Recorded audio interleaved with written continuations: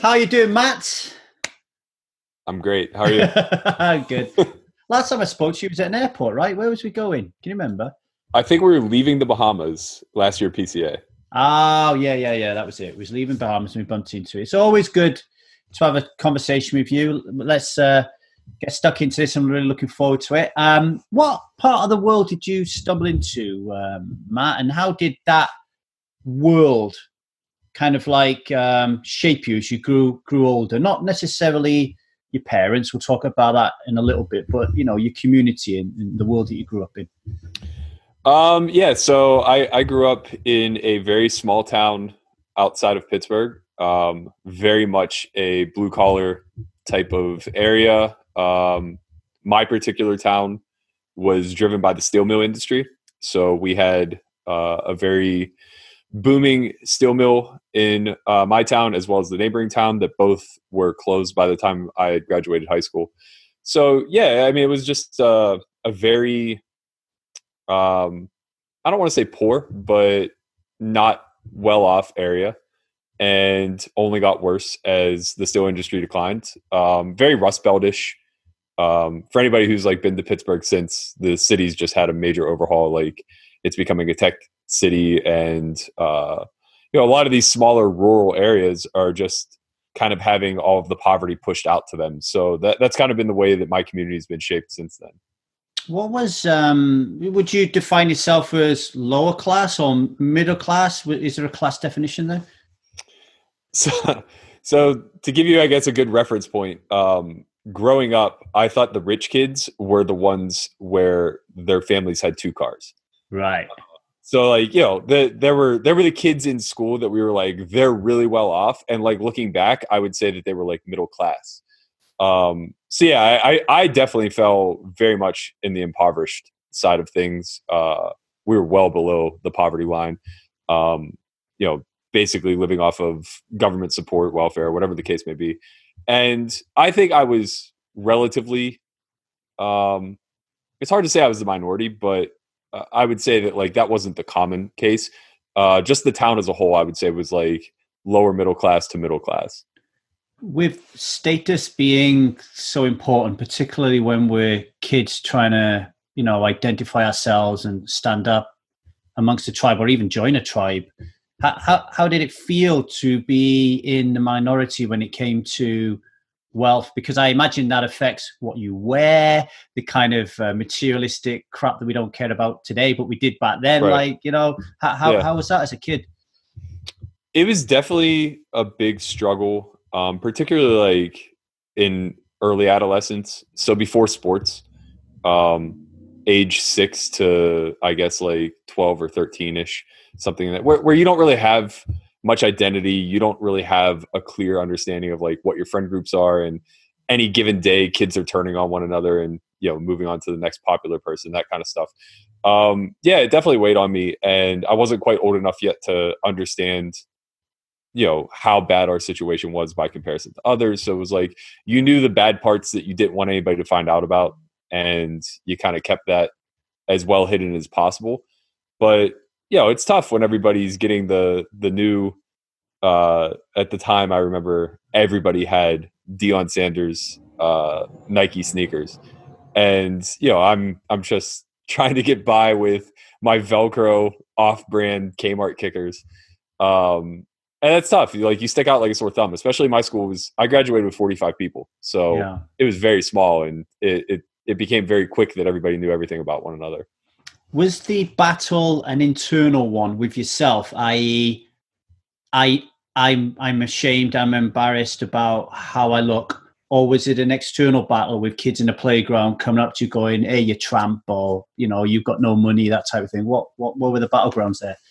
Yeah, so I was a little bit chubby around that age, so I guess like I definitely had some image issues, just in the sense. The thing is though, like when you're 7, you don't look at a guy on a magazine with abs and say like, I want that. It's just you want to be normal, you want to fit in. And I might not even have been chubby, but it's like that was something that I was picked on for. So I assumed I was chubby. But I think that largely like it was an external thing where I had this angst that I just carried around based on decisions that my parents made that I had zero control over. but it felt like I had to impart control there because it was affecting my life. So whether, like my mom being a drug addict and us being poor and all this other stuff, it's like that should have no reflection on me whatsoever. But at that age, it just does. Like kids' parents are going to be insensitive to it and say, like, don't hang around that guy, he's trouble. And kids themselves are going to be completely insensitive to it and be like, what's the matter with you? Why are you poor? Why is your mom on drugs? Like basically anything to throw stones at. So I got very, very good at learning how to blend in social situations and normalizing a very unnormal life. Did you right now when I read your blogs and stuff, you're quite outspoken about your life and because obviously you got a lot of experience behind you. But then though, was you just really good at hiding it? Was there a lot of subterfuge there, which eventually turns into becoming a great poker player, I guess? Right. But is that what it was all about? Was it?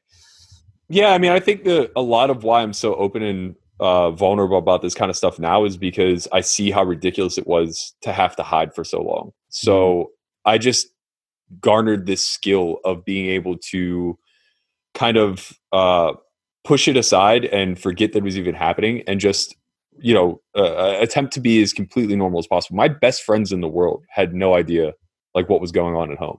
I just sheltered everybody from it. I didn't invite people over. I would go to their house instead. And they might have had a clue that like I wasn't as well off as them based on how I was dressed or, the fact that I had to walk everywhere and it was clear my parents didn't have a car and that kind of stuff. But there's a big difference between thinking that we're hurting financially versus that like my mom is, out looking for crack at 12 p.m. on a random Tuesday, that kind of thing. So, yeah, I mean, I think that like having to be so secretive and closed off at a young age and realizing the impact that had as I got into adulthood, I just like kind of, I guess like fought my inner battles and realized that like everybody goes through trauma as kids, like, as adolescents, like when you're coming up and the world is, the extension of the closest people around you, what they do is going to impact you so profoundly. And people are just flawed by nature. So one of them is going to traumatize you in some sort of capacity. The varying degrees of which that trauma is going to exist is going to range from, negligible, like they yelled at you and hurt your feelings, all the way up to something very traumatic, like they physically abused you or whatever the case may be. But almost everybody shares in some sort of like adolescence trauma that we can all kind of bond and understand a little bit better. And I feel like as adults, it's important to, kind of almost like reframe that and get to a point where we're all comfortable with the fact that we grew through struggle. It's interesting, you know that I help people quit alcohol, and I was just walking around the street and I was leaving my tribe a voice message reminding them that although right now as adults, they don't feel they have the capabilities to handle their emotions and their feelings without drinking, when they were kids, they handled it. We handled them. Can you think of anything more traumatic than like going through your teenage years as a spotty, chubby, poor, whatever it was, youngster, everyone fucking picking on you. Like you want to bed this girl, but she don't want to know you. Like you can't get what you want for Christmas. I mean, and you just, what happens? You cry, you get upset, you get angry, but you learn to deal with those emotions. And I think you're right. Like as you get older, it's good to reflect on that and go, hang on a minute. I'm more capable than I think I am, right? Well, that's the thing. Like kids are so resilient and you just naturally cope. Like you're right. I cried a lot. There were a lot of nights where I would just like cry myself to sleep, but that was just handling and dealing with emotions, not suppressing it. Right. It was at the surface and I just let it boil over. Where like as adults, we just turn to the next numbing agent and it's like, what's my next escape so that I can go on being a man and I don't have to like deal with these sad emotions or being upset or angry or whatever the case may be. Well, thanks for telling us a little bit about your neighborhood. I'm going to ask you about family now, and I've got some cards here. Okay. Random questions at family. I don't fire them at everybody, but I'll fire them at you because I think you're not afraid of vulnerability. So let's go. What's the relationship between how you were messed up as a child and how you might mess up your children as a parent? Interesting. Probably very minimal correlation. And honestly, like it's a weird question because despite the fact that I had a lot of struggle growing up, I feel like it really shaped me in a very positive way. So like, yeah, I wish my mom wasn't dysfunctional, but like, I don't know that I would necessarily trade places with somebody who had a Leave It to Beaver kind of life. So basically I wouldn't be dysfunctional.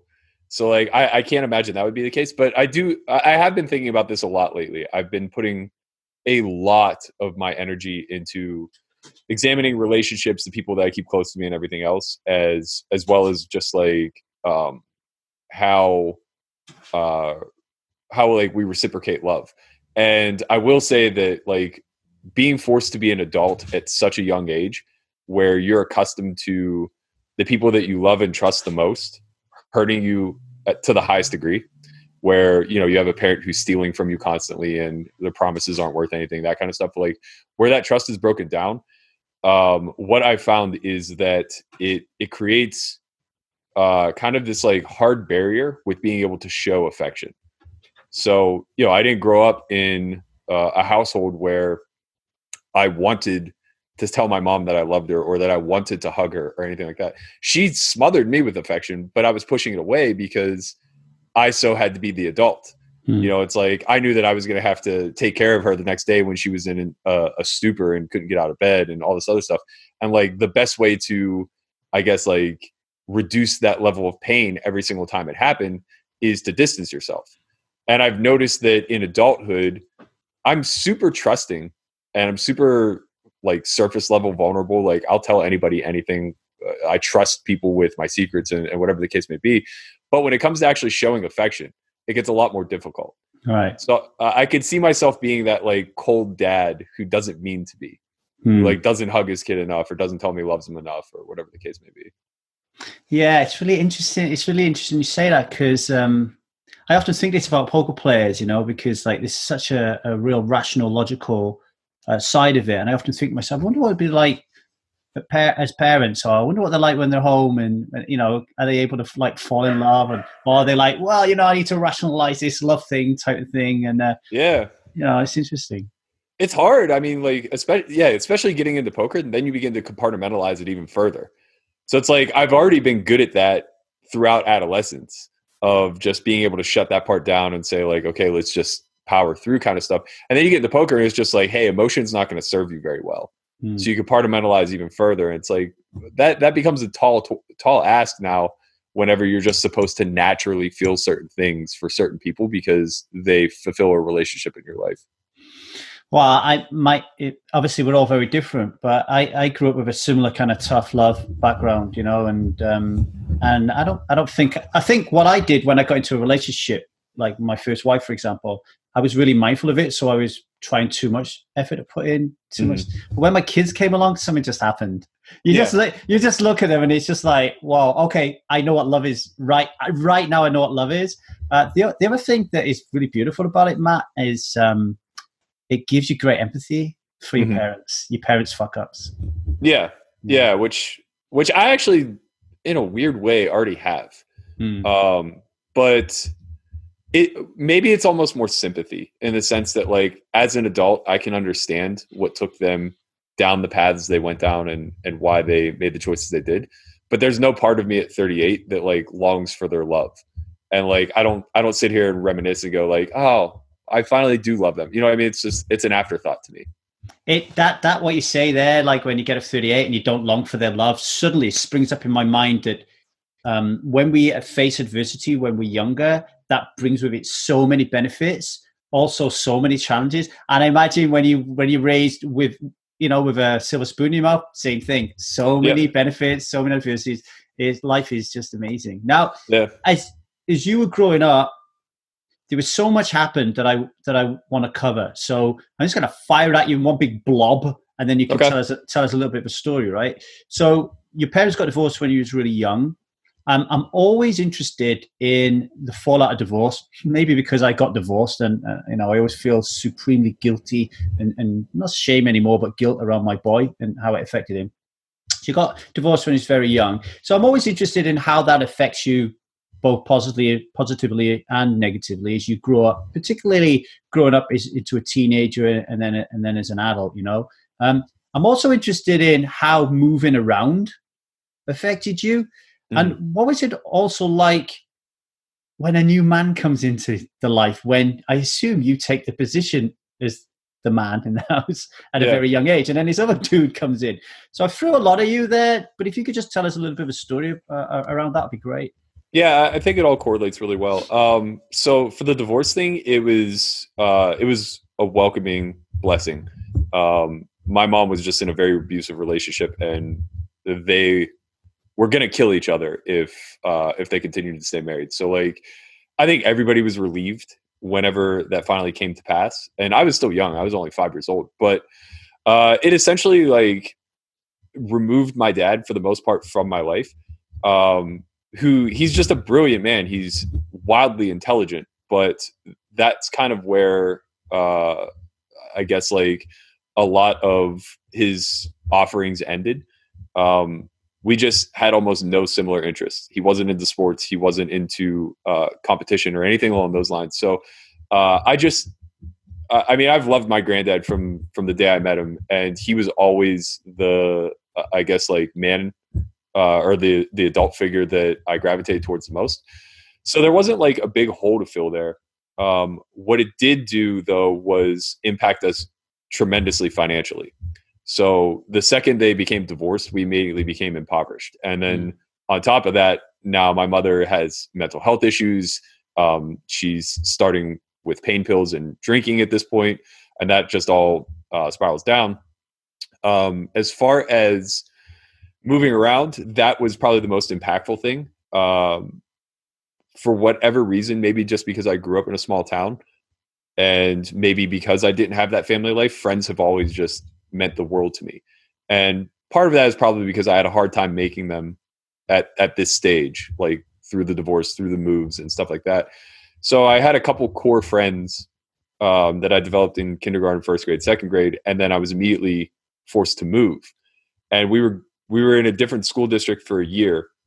And even despite her being pretty checked out in life and everything else, my mom realized that I just wasn't going to be happy without my friends that I had known effectively my whole life. So we moved back to my original school district, and with all of the hiccups and hurdles and problems and challenges that she faced, somehow for the next 16 years, she managed to maintain an address of some capacity in that school district. So like that was the one real cognizant thing that she went out of her way to ensure that never changed. And probably the thing that like I appreciate the most from her. And as far as my stepdad kind of like coming into the picture, it was just more chaos. He was a functioning alcoholic. So, he laid carpet for a living. He got paid dirt. He barely made enough money to keep himself in booze and I guess keep the lights on for us. And in all realities, it was just like he was, and I hate to say this because he's a well-meaning guy who's just like, down the wrong path and everything else, but he was kind of like the outlet through which I would like test my manhood against, right? So like in a lot of ways, her being married to him and him failing was like what gave me the courage to just like say enough's enough. I'm going to leave and go be with my grandparents. There were days where like it was never anything bad, but it was just like he just clearly couldn't care for himself or the family as a whole. So it would just leave a lot of the burden to fall into my lap. Did he try to be a dad, or was he just your mother's husband? He was really friendly. Like he just tried to kind of like I guess bridge that gap through friendship, but all I saw was more dysfunction. So it was like I never had any ill will towards him, but he felt like another person that I had to babysit. He had low blood sugar, so he would go into these like almost like stupors where he'd be like standing up and his whole body would just kind of like go limp a little bit. Would have to like get him sure. And then this would also happen when he was drunk. So it was like, it was just one thing on top of another where it's like, this guy can't really care for himself and he's 4 times my age. So you got to look after him. You got to look after your mom, and you got to look after your sister, right? Yeah. Sounds like a real kind of like tough learning experience when you were younger, for sure.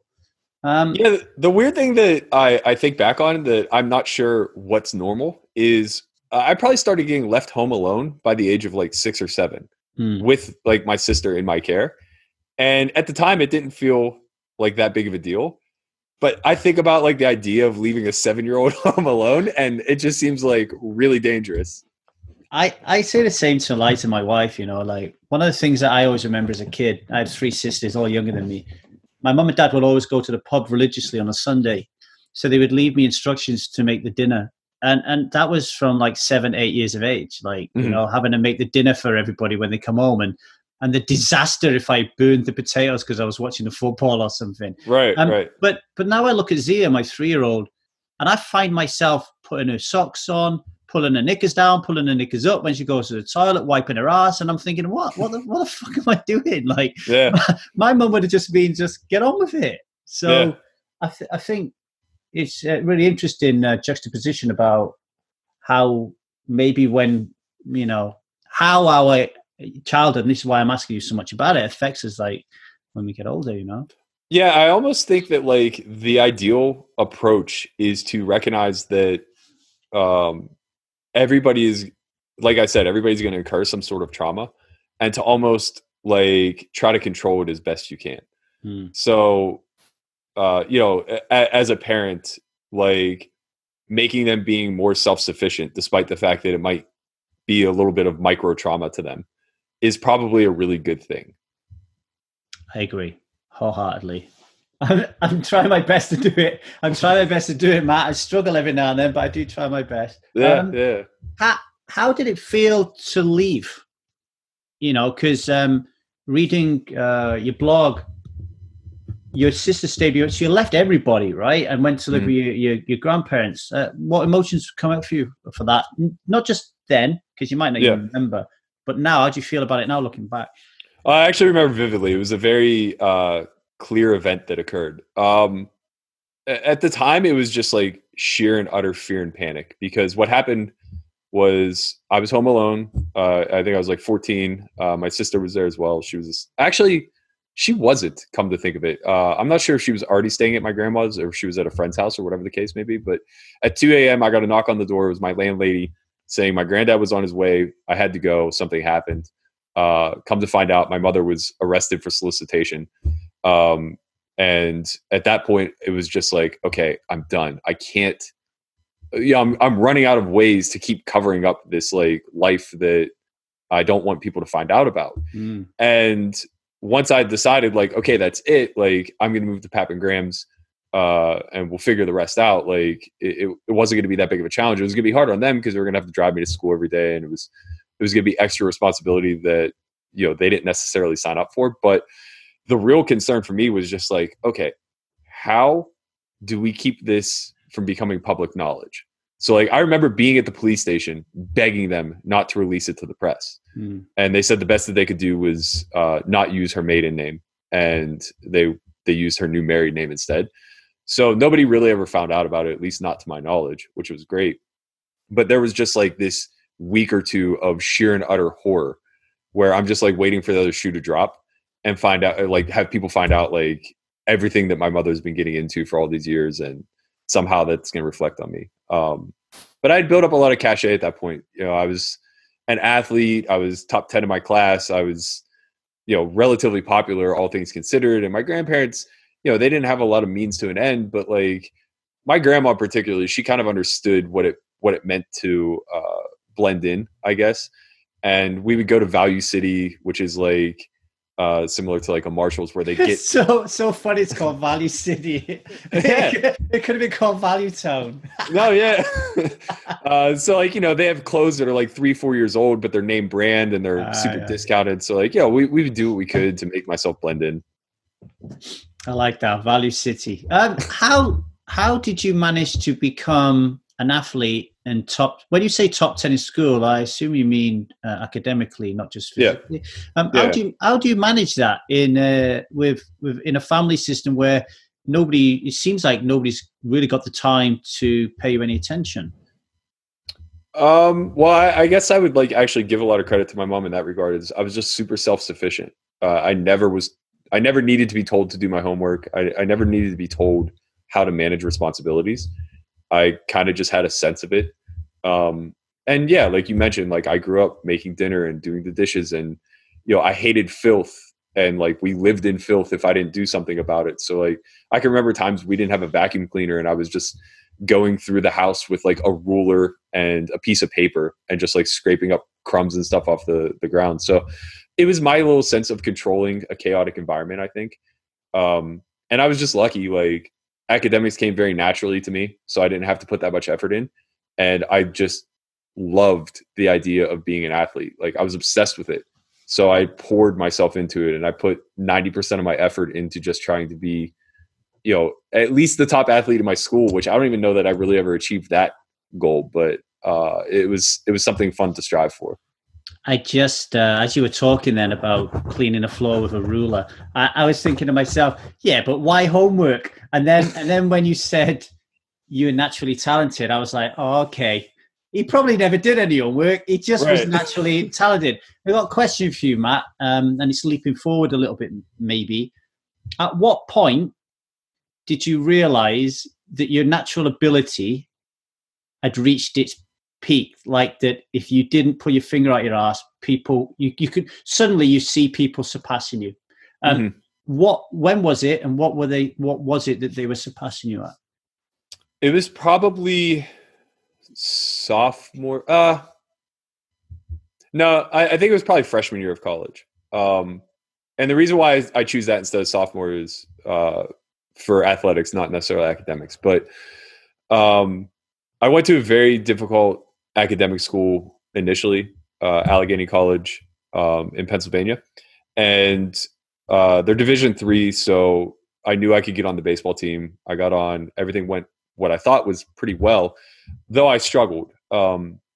As much as I busted my ass to be a good athlete, I didn't work on the little things. Like I didn't practice running, I didn't practice conditioning and stuff like that. The coaches just didn't really drive it into us. I was taking extra cuts, getting extra throws in, whatever. When I got to college, I was just very slow. I couldn't surpass the 7-minute mile time in order to get into training camp initially, and my 60-yard dash time was super slow too. So there were all these things I had to work on that were big hurdles. But on top of that, it was a really challenging academic curriculum there. And I didn't really, truth be told, I didn't go to college for academics. Like I'd been used to school coming very easily to me. I certainly at 18 had no clue what I wanted to do with my life, as most 18-year-olds don't. But I knew that baseball was like my one and only passion. So the means to an end was go to college, play ball, and see what happens. After my freshman year, I ended up getting cut from that team. And I think at that point, it kind of dawned on me like, okay, well, I have maybe no athletic career left, and I wasn't ready for that rug to be pulled out from underneath me. And if that is the case, like, I don't know what I want to do academically. I'm here studying computer science, but I'm struggling. Like, I think I had like a 2.4 GPA or something my freshman year, something mediocre. And it's just like, what am I going to do? But luckily, baseball still served me as a potential outlet. So I just reached out to everybody who recruited me in high school, and I ended up transferring to a school up the road, Gannon University. And I became a 4-year starter. I poured myself into the athletics again, and I ended up graduating with a 3.0. So it was like I got surpassed, but not to the degree where I really felt concerned until I graduated. At that point, it was clear baseball was over. I'd never even interned for my career path, so like I had no interest in doing computer science. And suddenly, like I was left scrambling, trying to figure out, like, okay, well, now what? Because none of the things you're good at are really serving you, with the exception of I'm good at poker now. Right. And I just got really lucky that I never had to turn back. So when when the baseball dream died, and it sounds like there was, and it sounds like there was no other dream. Um, poker's there. So I know you started playing poker really young with your mates. Read that in your blog. But when did poker start to get serious for you? When did you start having conversations with yourself about, I think I want to do this for a living? It wasn't with myself. It was with my really good friend, Brian Lamanna, who's actually a manager for Solve for Why now. We've been at this from day one together. And it was something that I had aversion to, which is weird because my general tendency is to be a dreamer and it's to be relatively a big risk taker.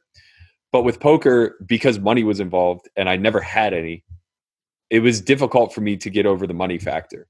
The idea of like, potentially losing large sums, which to me at the time was like a few $100 or even a few $1,000. It's like that didn't sit well with me. I remember the first year that I played semi-seriously, I was a junior in college and I was playing a 5-5 200 min-max game.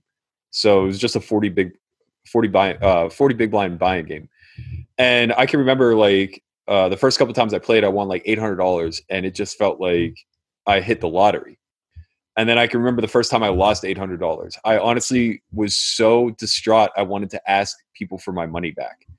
Like I almost like had this sense of entitlement where it was like, you can't take this from me. I'm not well off enough. You know what I mean? Don't send me back to Value City. Right. But like as that began to progress and it became clear that I was winning and I was doing really well, Brian was just all in. This was his version of baseball. So like he was going to pursue this no matter what. And he kind of sat me down one day and was like, listen, like baseball's not going to work out for you. And you are more talented at this than I am. And I'm going to go ahead and pursue it. So you should too. And I can remember like very vividly, we were in my college dorm room or college apartment rather. And I was just like, I just don't think you can make a living playing professional poker. Like, I don't think people do it. And it was 2004 at the time. So like people weren't really doing it yet. Only a select few. And he's like, I'm telling you, man, there's a lot of money to be made. And I just kind of like trusted him and went with it. That's so funny because it 2000, it doesn't even seem like that far away. Just before I continue, I think you keep nudging your mic. Sorry, it wobbles a little bit. I'm gonna ask you. You said that about money. I'm gonna ask you some questions about money. Okay. Some random questions. So look.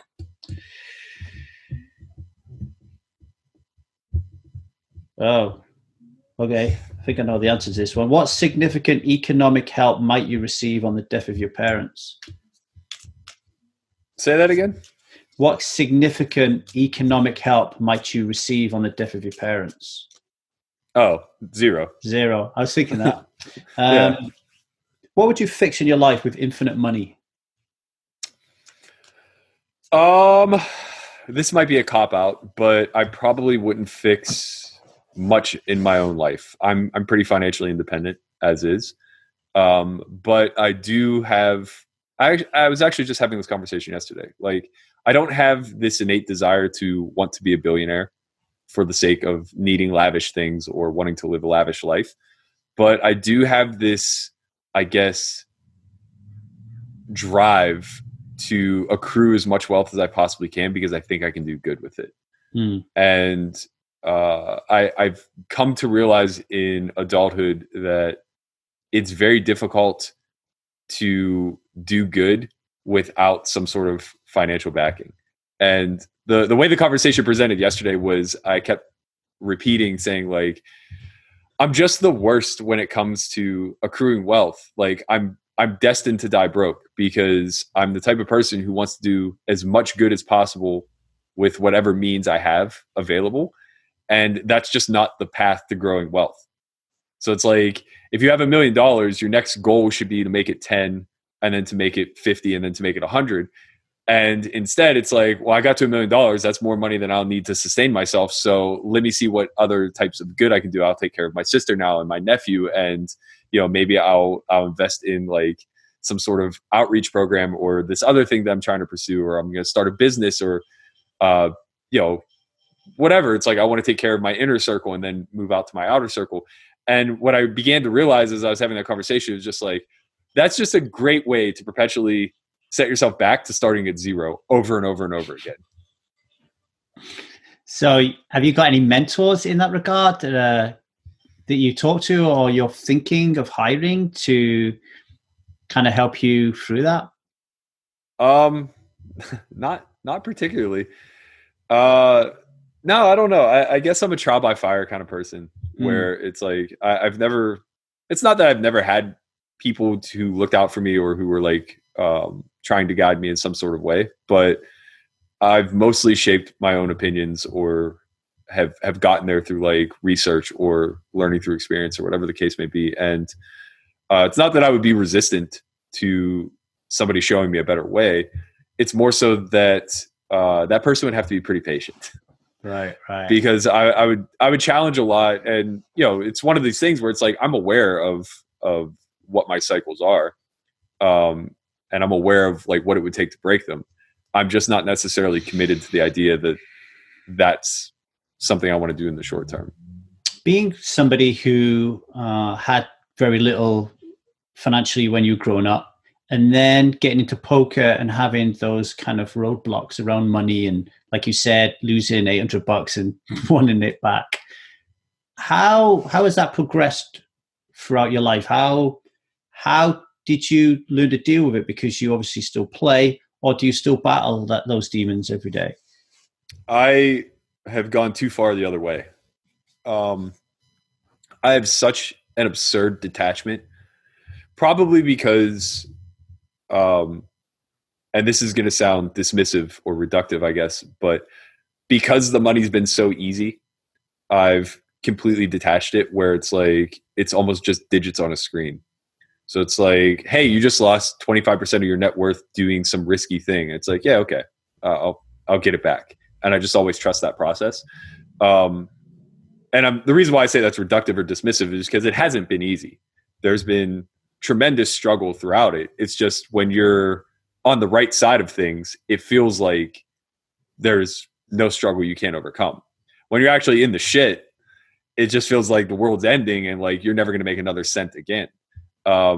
So I do have to kind of check myself a lot and remind myself like, hey, this industry is getting a lot more difficult. You're getting older. You're going to want to move laterally into other things, which is going to mean kind of starting fresh and starting at scratch. And it's not going to be easy.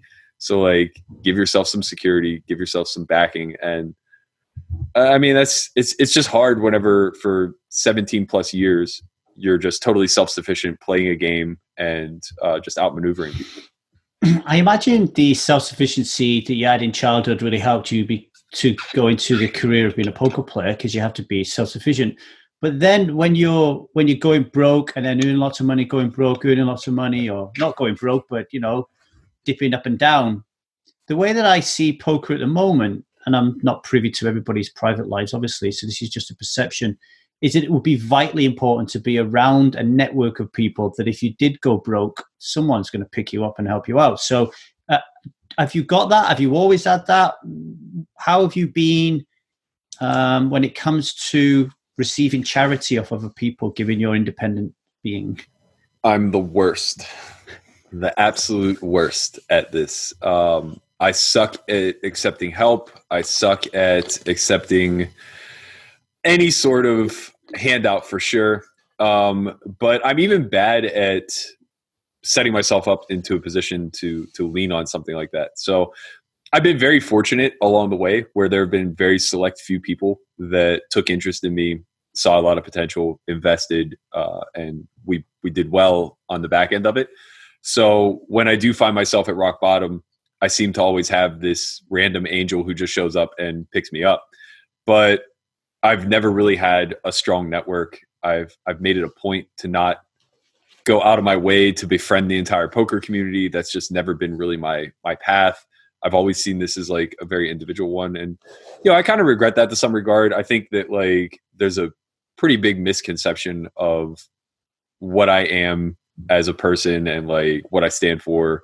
I think people see me as pompous and arrogant and a bit dismissive, but really that's just like, again, just me keeping people at arm's length, where it's like, I don't want to get too close to people that I'm battling for thousands or hundreds of thousands of dollars with.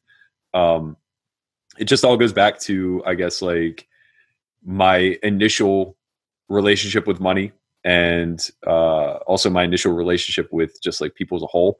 It's like you fit into one bucket or the other. Either you're a friend and I'll do everything imaginable to better your life, or you're not, in which case now I don't feel guilty exchanging large sums of money against you. And it's just a competition.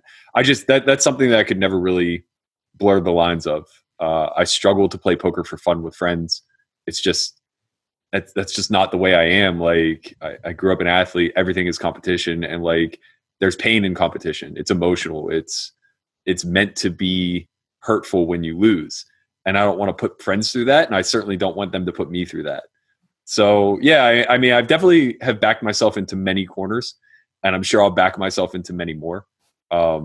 Even currently, like I separated from my backers after clearing makeup earlier this year, and it stifled my ability to play big.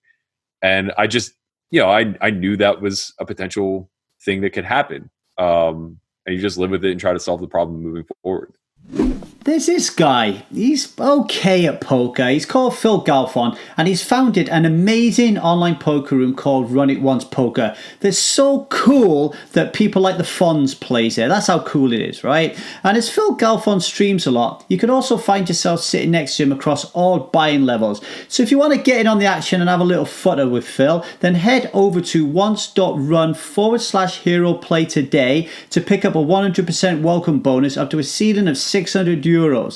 Now, there are two elements to this deposit bonus that made me want to pull a pair of used tights over my face and rob a bank. First, it never expires as long as you play one hand every 30 days. And second, all of your deposits during your first 30 days count towards the bonus. Run It Once also happened to be the home of the best online training site this side of the MCU. Run It Once training gives you the chance to learn from some of the best players in the world, with 2 brand spanking new training videos added daily. If you sign up through once.run/hero learn, you'll get access to free elite videos, including one from the Yoda of poker himself, Mr. Phil Galfond. So what are you waiting for? Berkey and me may be pretty, but we're not as pretty as some free money. So press pause, sign up today, and then get back to the conversation. How is it that I can find you kind of beautiful, warm, transparent, trusting, vulnerable, and then someone can find you arrogant, pompous, up your own ass? Is that because I'm arrogant and pompous and up my own ass? No, I think it's probably because you're not dissecting hand histories of mine. Is it because I don't play poker with you? Probably. Well, a lot of the people don't play poker with me, but they see me play poker. And right. I think the big issue in this industry is that it's, for better or for worse, it's all self-promotion. And prior to me developing Solve for Why, I was just relatively in anonymity. I hadn't played much on TV. Nobody knew very much about me, and I loved it. I miss it so much. Like, I went out of my way to like not do a lot of media stuff prior to launching the company. But whenever you become the face of a training company, it's like you have to put yourself out there. And I've done it unapologetically. Like, I don't only put out the highlight hands. I don't only put an emphasis on things that I do well. I don't like puff my chest and say I made X amount of dollars over Y amount of time or anything along those lines.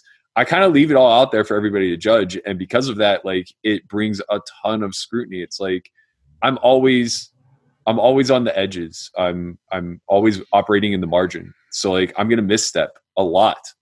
I recently got criticized because we put out a highlight hand from Poker Out Loud where I played a hand wretchedly. And my logic behind it, we're talking in game through our decisions, and my logic wasn't very sound. And I got highly scrutinized for it, basically saying like, I'm not qualified to be a coach.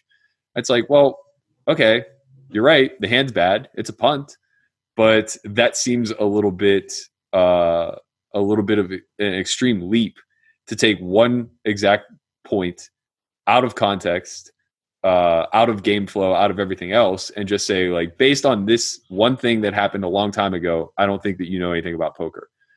So it's like it's tough because we don't get to lead with our resumes in this game. We don't get to walk around with a running tally of like the things that we've studied, the things that we understand thoroughly, the accomplishments that we had, and everything else that falls into that bucket. We just show up, we play, and we let the public decide if they like what we've done or not. And as the game evolves, all those past decisions are going to be scrutinized on future knowledge of the game. And that makes it like even worse, because now all of a sudden you're being retroactively judged for something that you couldn't necessarily have known then. And it just continually builds this like negative resume of like, this guy thinks he's so good because he's playing high stakes or, whatever.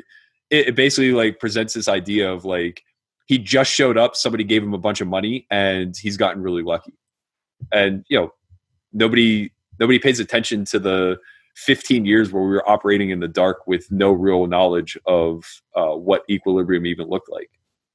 It's also incredible, I find, being someone who doesn't play poker for a living, how someone can quite obviously, someone makes a living out of it for 15 to 20 years, and then you'll talk to someone and say, oh, that guy seems to be doing well. Oh, yeah, he's a terrible player. Mm-hmm. And then I'm thinking to myself, how do the two correlate? Like, how can you be terrible and lucky for 20 years? Like, it's something doesn't seem right to me. It always seems like there's a little bit of a bitch in there for some reason that seems, I feel it here in poker more than any other industry or area I've been involved in. I think it's just the luck factor. It's like, we only really get to take this like weird micro approach. So it's like, you only get to judge people on their best and worst moments. You don't get to see the 30,000 foot view or vantage point of it all, of like what it all looked like from start to finish. So we get to see them get lucky. We get to see them, fall into good fortune or whatever the case may be. And everybody feels like, or most people, I guess, feel like that the playing field is relatively level, that there isn't that much separating average from good from great from elite. And that's probably true when you're talking about the difference between like good and great. It's probably not true when you're talking about the difference between average and good, or between great and elite. Like, there are things in this game that are just, beyond certain capacities of the way people think. Like, everybody's ceiling is going to be very different based on the way that they can parse information, based on the way that they can apply that information in real time under stress with the money factor. And then on top of all of that, even once you find a collection of people who are all relatively similar, now it is going to come down to opportunity. So how fortunate were they to be in the right place at the right time, or have the amount of money to play a certain situation that could get them wealthy? I mean, so many of the success stories in poker aren't necessarily the best and the brightest. They were the people who had the most available funds in the softest era that allowed them to propel. Do you believe in being in the right place at the right time, though? Or do you think, like I'm thinking right now, Matt Berkey was a youngster when his parents divorced. He had fuck all. He had to look after himself, plus two dysfunctional parents. And that created a set of skills that he worked hard at developing, which now means that now he's in poker, he sees the world differently and he takes opportunity differently. Like, to me, that's very different than people going, and people don't just say this about other people. People say this about themselves a lot. I was just lucky. I was in the right place at the right time. That, like, how did you, like I was saying to Tom Dwan, right? How did you, Phil Galfond, Peter Jedden, David Benefit, how did you all manage to just be in the same 2+2 group and then all meet up in Vegas and all be buddies, right? And it's just like, yeah, we were just all in the right place at the right time. And really, I don't know. I think there has to be more to it than that. Yeah, I think there's more to it. I think whenever guys like that and myself or whoever, basically we were recognizing survivorship bias. And we recognized that if not them, then somebody else would have been those people. And they're lucky to have been the ones that were quote unquote chosen in some capacity. But to your point, I think that dismisses the uniqueness of the individual. There are certain skill sets that Galfond possesses, that Dwan possesses, that Benefield possesses, that sets them apart from almost everybody else. And, it's easy for us to look at a collection of high intellects and say like, oh, they're all interchangeable. But they may be, but there's so few. There's so few and far between. There isn't some other guy with Benefield's, intellect and knowledge who took a stab at poker and just like fell flat on his face. I mean, maybe there is, but it's just like, it's pretty unlikely. Like when you're gifted that many skills that are favorable, you're just more likely to succeed than not. How do you handle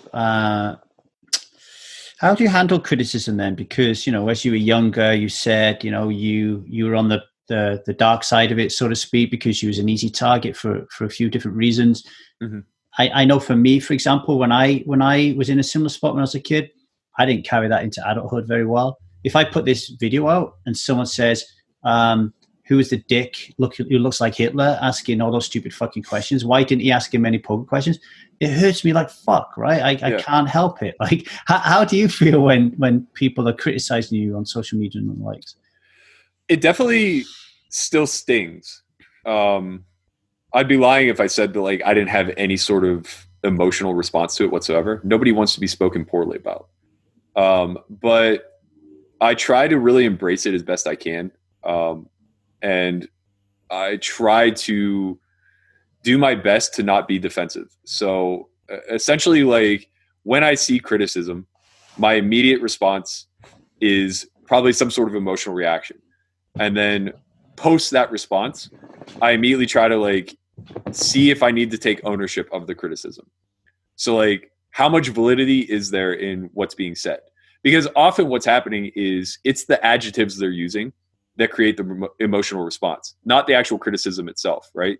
So it's trigger words like bad, loser, losing, punting, whatever, all of these things, but they're encapsulated around a point that might be very valid. So I try to like strip away the emotional element of it, and it's like, okay, can I take ownership over what mechanically he's actually criticizing? Like, was our production value not good this time? Did we make errors in this piece that we put out? Did I misplay this hand? Did I do all these things wrong? And then like once I can actually take ownership over it, I can like kind of reframe it in a way now where it's like I can try to sympathize or empathize with the person and try to get to the root of like, well, what would cause them to want to go into a public place and trash this thing, this person, this piece of content, whatever the case may be. And I think often what ends up happening is, and shockingly, this has just like been surprisingly effective. The amount of times that like I've had an exchange with somebody who I think probably set out to just troll me initially and ultimately arrived at some sort of middle ground where we could agree on some validity in what they said, but they could agree that they were being mean-spirited or whatever. It's been eye-opening, the amount of people who just like want to be spoken to in kind of a human way. So I guess like I try to embrace it as best I can. It's tiresome. It's emotionally draining, but I think that like it's a really great opportunity for growth. Yeah, I often compare social media to road rage. It's like beeping your horn is like a passive aggressive way of giving someone the finger, because you would never give them the finger if you were standing face to face with them, because you'd feel all that primal fear. Like it's very unusual for someone to go up to you in Vegas and go, "Hey Matt, I got to say, this hand you played the other day was shit. You're a wanker, and I think you're an arrogant, pompous prat." Like it's and I think that's what angers me more than anything, because as someone who grew up, being taught by my dad to like, fight my way out of issues. Like whenever someone says this video is shit, I just want to drive around their house and have a fight with them. I'm so childish like that. I just can't get around it. I'm going to ask you what your treasure is and come back a bit after that. So Joseph Campbell's archetypal hero's journey, it's all about the hero going through a lot of obstacles, beating a bad guy, and then getting the treasure, right? And then returning back to his roots, and the treasure has somehow changed him in some way, and then they're able to kind of like make a real difference in the world to the people around them. Define treasure for you and it could be what your treasure was, how it's changed, or what's your treasure now? Like, what is your end goal, Matt? It's a great question. It's a very timely one because it's something I find myself revisiting pretty thoroughly the last few weeks, few months. The last time I kind of went through this whole process of just like really stripping myself down and getting to the core root of like, what are my values? What am I after? I was 30 and I was in a place where I was stone broke. So a lot of how I framed it was not the monetary end goal. That wasn't necessarily the treasure, but it was more so the validation of having confidence in what I was pursuing. So whatever career path I set down, whatever relationships I got myself into, I wanted to know that I was pursuing them with virtue and that I believed in my ability to, I guess, see everything through. And I think that I did a pretty decent job of accomplishing that. I think that the reason why I'm finding myself back in that position to re-examine now is that the means to the end wasn't what I had hoped for.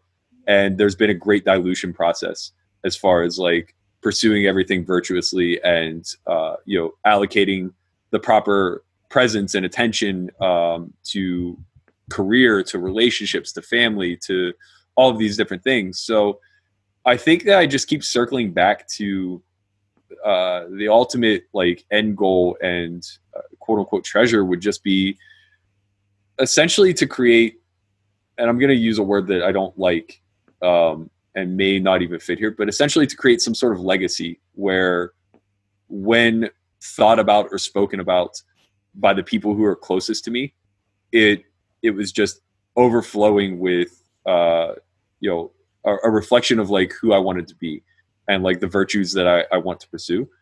So by that metric, it's kind of never ending, right? It's like you never really get the gold. You never really arrive at the end of the rainbow. You're just constantly in this refining state where it's like, okay, I just want to be better today than I was yesterday. And that's a really exhausting path to go down, particularly when you have to be so self-critical over and over and over again. Like when you're fucking up and you know that you're fucking up, but you're just too mentally exhausted or broken or beaten down to really do anything about it.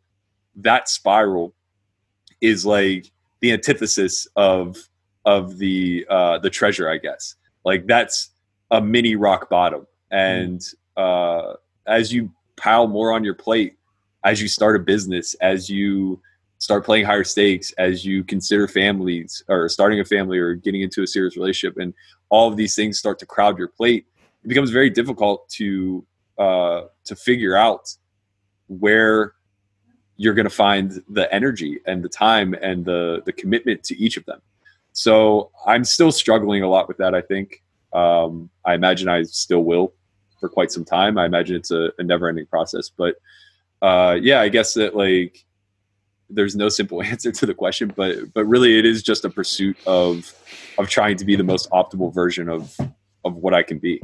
So are you saying then that when it comes to the different aspects of your life, so if it comes like if we talk about health as a value, then you want to be as healthy as you can be. If we talk about poker, you want to be the best poker player that you can be. And when it comes to Solve for Why, you want it to be the best poker training site that it could be, or the best, or are you one of these?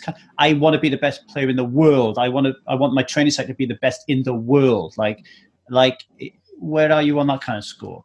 I think that's my drive, but I also think that that's a fool's journey because it's not a thing. Nobody's the best player in the world. Like it's just a rotation of a lot of elite players who are probably pretty comparable across the board. And they're all going to go through some fluctuations. They're going to lose interest in the game for some time period. They're going to gain interest in the game for some time period. They're going to study harder. They're going to study less, whatever.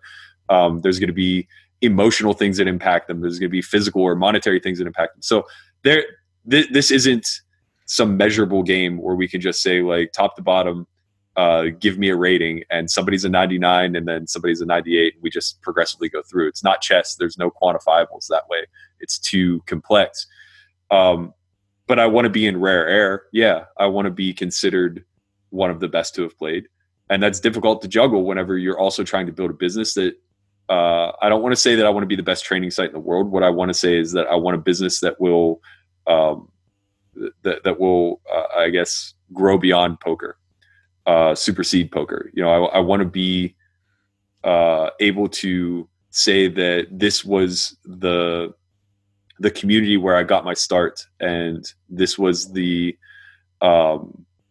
I guess the marketplace where we found our niche, and from there find a lot of other marketplaces and communities and everything else that we could potentially build into and start doing good beyond the sphere of training for poker.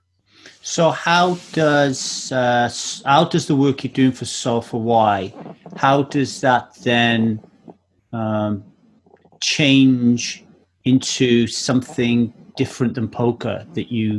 How do you take Solve4Why into different areas of the world that ain't poker?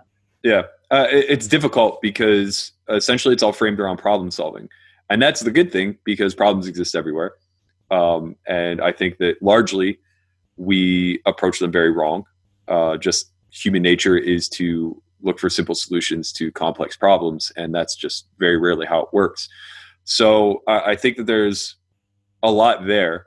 The challenge is the vehicle, the means to an end, right? So it's like, how do you move into an industry like fitness and nutrition and begin to solve problems like sustainable diets or optimal workouts and things like this? Like, people have already been trying to do this for decades. What makes us so special? And there isn't an easy answer to that. So it's going to take a lot of work. It's going to take a lot of framing. Moving into things like mental health, I'm very passionate about trying to find ways to be a part of improving the way mental health is attacked currently.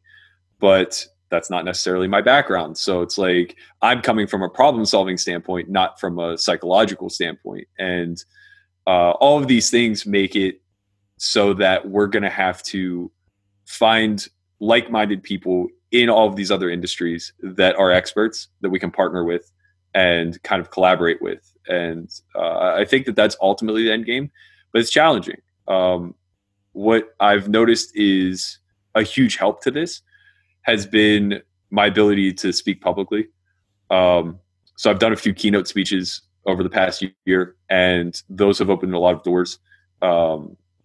People hear you speak and they believe in what you have to say. And suddenly, like, now those experts in other fields are interested in working with you and putting some sort of like bigger picture message together. So I think that that's the direction that will ultimately trend. Sounds like if I was to just put a word on it in terms of what your meaning and purpose is, it sounds to me like you're a teacher. Yeah, I mean, I guess I never really thought about pursuing anything like that. Just because I'm a very holistic thinker. So like the example I always like to use is when I see a homeless person on a corner, my heart breaks for them, but I don't want to give them $20 because it doesn't solve a problem. There's no root cause solution there. And I've kind of always viewed teaching the same way. Having a classroom of 30 students, it's amazing to try to have that impact, and you hope that you impact one of them in a way where they can then impact 100 people moving forward and stuff like that. But the I guess diminishing returns on your time is seemingly very poor. So I've kind of put that out of my head. But you're probably right in the sense that now in 2020, where it's easy to garner an audience of tens of thousands, hundreds of thousands, millions, where you can get your message pretty broadly out there. I think that like reframing what we consider to be teachers is probably a great path forward in education as a whole. Being that your treasure is a pretty much moving target. Now, we won't call it perfectionism because it sounds to me like you understand that that's not, that's just nowhere we want to go. So it's almost like an ongoing process of self-mastery in very different areas. If it's like, I interviewed Martin Jacobson, mm-hmm. And with Martin, it's like, the guy won the World Series of Poker main event. Like when it comes to like treasure, it's like, boom, there's your archetype story right there. For you, how does this kind of mold into satisfaction? How are you ever satisfied? I'm not. And how does that play out? I guess that's kind of like the beauty of it. It's like, I feel like if I ever became satisfied, I'd become complacent, and I loathe complacency. It just, it makes my skin crawl, to be honest. Like, and I know that there's a lot of good that comes with that, but there's also a lot of bad. I guess I'm like high strung that way. I can't sit still. I don't want to just be a lump of flesh on this earth. I feel like we're here for a purpose, and it's difficult to fulfill that purpose in one lifetime. So I'm kind of mentally committed to this idea of just grinding day in and day out from now until my deathbed. And I don't want that to sound so bleak. Like, I love everything that I do. I don't pursue something if I don't love it. So whether it's work or play or poker or relationship or whatever the case may be, if my time is being dedicated to it in any capacity, it's because I have some sort of like passion behind that. My personal struggle is going to be figuring out a way to not turn that into work and to not turn it into obsession. I went to watch Star Wars the other day with 15 members of my family. We had the entire middle row, which I thought was pretty cool. That's awesome. And, you go in there initially, forget the trailers because it kind of spoils everything for you, but you go in there originally and you think that Kylo Ren's the bad guy. Mm-hmm. But then you realize that Emperor Palpatine's the bad guy. But then you realize it's even bigger than that. Like, it's like, and you can keep going and going with villains. In your story, and you're the hero, what's the major villain been in your story and other slightly lesser villains? I think that going back to like, how do you handle criticism? I think that I manifest villains in I guess like the divisive way that I'm viewed. So whether I mean to be or not, I come off extremely polarizing, and I very much villainize. Is that even a word? I very much vilify. Yes. I vilify. Yeah. The other side. So it's like, you're either with me or you're against me, and there's no in between. I'm not going to settle for somebody who is fence sitting. I'm very loyal to those who are on my side, and I'm very much trying to disprove those who are pushing back. Right. So you recognize that, is that a villain? Is that you recognize that as a villain because it's something that you want to battle with and defeat? I think so. I think it like fuels me to constantly challenge myself, right? Because it's like, you have to be pretty arrogant to see an opposition and assume that everything that they stand for is incorrect. And honestly, I think that kind of speaks to the way society is trending, at least in America right now. It's so divisive between liberals and conservatives and everything else. And we've gotten to this point where it's like, you choose a side and you draw a line, and everybody's operating under some assumption that the other side has no value to offer. So I think that is a very dangerous mindset to pursue. And though my competitive side can recognize that it's like me versus you, you're not on my side, so I'm going to, do everything in my power to demonstrate why you're wrong. There's enough insecurity in me, or maybe it's security, I'm not sure, but like, I'm not arrogant enough to think that I'm right. Like, if anything, I'm constantly battling the fact of, the older I get, the more questions I have and the fewer answers there are. It's almost like you feel like you're kind of battling like imposter syndrome day in and day out, where it's just like, how have I gotten this far? Like, I trust that I have knowledge, and I trust that I'm doing better than the average, but I can't remotely come close to trusting that I have any of the answers, let alone all of the answers. So it's constantly just like checking yourself and just being like, okay, like, where am I flawed today? Where are my biases lying today? Where can I get better? Because every time I get better, their argument gets weaker. So I guess, like, just to sum it up, that's kind of like the mindset that I take is the steelman approach, where it's like, let me see it from their side. Let me create the greatest argument that I could possibly create from their vantage point. And then let me own what makes sense of it from my side and then tear the rest of it down. It almost sounds like the sports mentality and the time spent in sports, which would have created so many positive attributes in your life. Mm-hmm. It seems like a negative side of it is possibly that competitiveness has then come into other areas of your life. So so for example, I went to church on Sunday for the first time I've ever been to a Christian church in 44 years, right? And I don't believe in God. And I found it very, very challenging.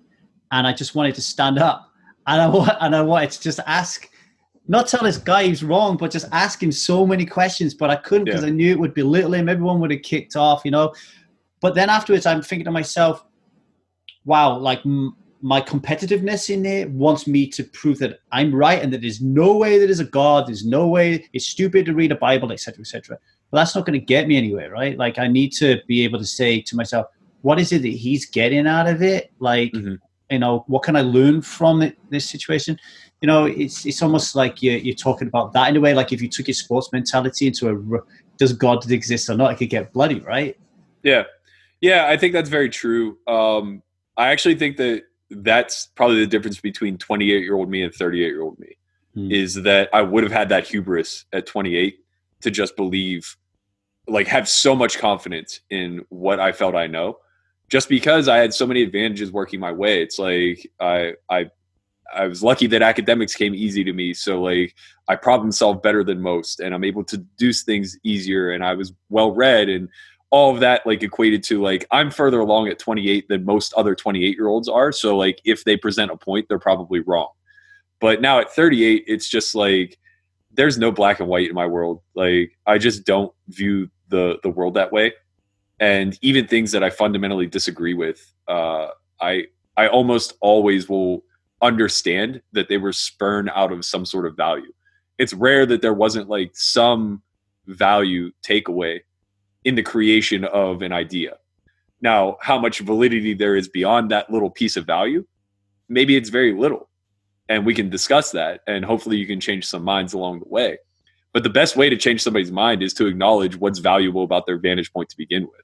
Yeah, I definitely agree with that. I mean, for you grew up with someone who shouldn't really have made it. Like you're sitting here now saying that, you're financially free, you got financial freedom enough to worry about money so much from a starting point where you had none, really no parents in your life a lot. And that's not true because your grandparents were like your parents, but not the typical kind of like upbringing you'd imagine. Moved around a lot, all that kind of stuff. So you shouldn't have made it, and then you did. So for like people moping and groping that watching this maybe that want to be a professional poker player and can't seem to manage it, what would you see was some of the key things that happened in your life that enabled you to be a success in poker? I think the biggest thing that I can point to and that I constantly point to is somehow, and I guess I can just attribute it to being a young, like forced into adulthood young, but somehow I escaped the pressure of having to fulfill my basic needs. So there's just no part of me that fears having nothing. Like, I think success can be born out of nothing without there'll be struggle, of course, but I don't think that landing at nothing allows me to suddenly just fail for the rest of my life. Christian and I kind of talked about this a little bit on our podcast, where essentially I can't remember how it came to be, but we were talking about how the mind kind of works in dealing with failure. And I was saying a lot of it, like the difference between resiliency and people who end up in really bad situations is often the way that they process their level of discomfort. And the human brain particularly is like very adaptive. We can handle a certain amount of suffering pretty well, right? Mm-hmm. So it's like no matter where you're at in your in your state of mind or your economic state or social state or whatever the case may be, you're going to incur suffering. It's a natural part of to live is to suffer. You know, I don't care if you're the richest person on the world, you're empty in some other capacity. It's the way that it works, right? And you could be Mother Teresa, but you're going to be empty in some other capacity, be it economically or otherwise, right? So when you're incurring this level of suffering, it's just all about how much you're willing to push beyond that and continually challenge your tolerance. And what I feel like happens a lot with people who find themselves homeless, or I don't want to speak to that world particularly because, you know, I'm sure there's a lot of mental health issues that go into it or whatever the case may be, but people who find themselves just trapped in the cycle of living check to check, being stuck in Maslow's lower thirds where they're constantly trying to worry about food, shelter, water, and stuff like that. I think what ultimately happens is they become complacent with their suffering. They arrive at a level of suffering that they're comfortable with. And the way that I described it with Christian was, you know, you find yourself in a situation where, like, say you're in an okay job, you're making like, you're making cost of living, right? And you're getting by and you're living check to check and you don't have a lot of comforts in this world, but you're good. A lot of people will be comfortable with that level of suffering. We see it in poker too, where let's say, like I had a friend who was beating 2-5. This was probably 6 or 7 years ago. But he was beating 2-5 and making like $80K a year. And I can remember him saying, I don't ever want to play bigger than this, because he became very comfortable with his level of suffering. He's like, I'm living a good life. Currently, this is sustainable, and I don't want to have to suffer more in order to risk more. But what they don't recognize is that there's no stagnation to life. You're either going to move forward or you're going to move back. So by saying you never want to play bigger, what's going to happen is you're going to make 70,000 the next year and 65 or 55 the year after that. And eventually, like, you're not going to sustain cost of living anymore. And you're going to find yourself 4 years down the line broke. And that's exactly what happened. So what happens is the rug continually keeps getting pulled out. So say some sort of life event happens to this guy making cost of living, and now all of a sudden he has medical bills, or he loses his job, or he loses his significant other, whatever the case may be. That now takes him back a huge step. And what happens is they fall back into that level of acceptance where it's like, okay, I'm willing to accept this level of suffering. Now I'm in a shitty 1-bedroom apartment with cockroaches living on the floor, but I have food, I have a roof, and I'm making just enough to get by on government assistance, right? And then, you know, something happens where their government assistance gets cut or whatever the case may be. And now all of a sudden, like, they're couch surfing, and it's like they're literally living off of other people. And it's just this constant perpetual state of being weak-minded where it's, I'm okay with this level of suffering, despite the fact that, you know, I'm also causing suffering around me. And so I think, like, for me, never being comfortable with you know, making it by and getting by on the bare minimum, never worrying about, like, how am I going to pay my rent? How am I going to eat? How am I going to pay my bills? And just accepting, like, if I end up $100,000 in debt, then I end up $100,000 in debt. That would be another problem for me to face down the road. Like, that'll be a different level of suffering. So be it. It just really allowed me to, like, always rise to the occasion.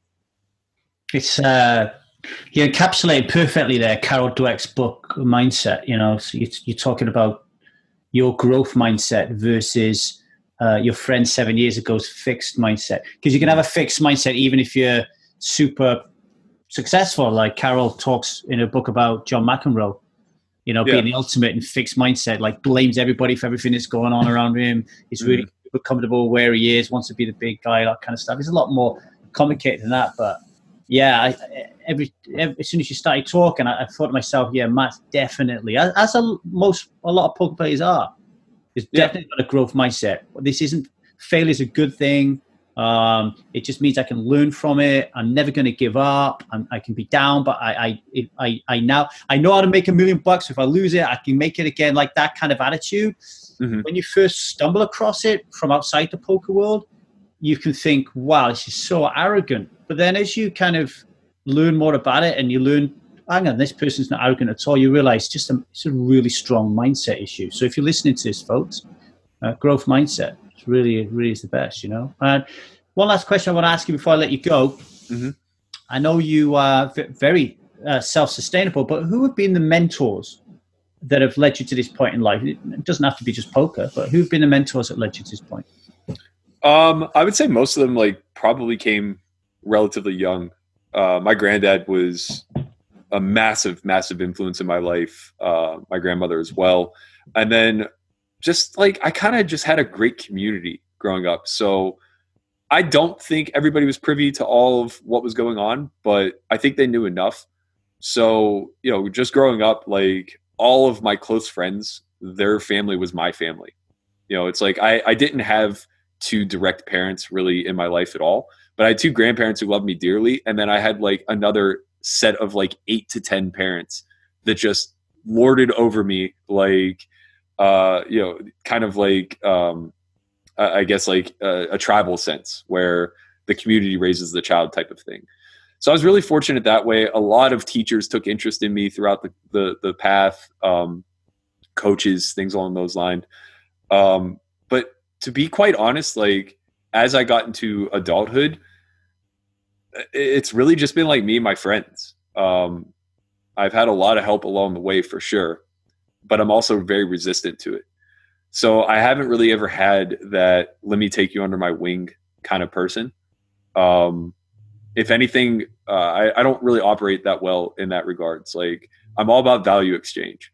So like if somebody has something to teach me or something they feel they can help me with, I want to be sure that I can reciprocate in some capacity. Yeah. So I've definitely had those types of relationships, but none as impactful as like I guess like what the coaches, teachers, parents had on me as a child. Well, Matt, it's been great to listen to you and to talk to you for the last 90 minutes and being a guest on Hero's Journey. You're a hero in my book, Matt Berkey. I really appreciate you having me. This is I love this format. This is really great. Good. Glad you enjoy it. Thank you. Thanks.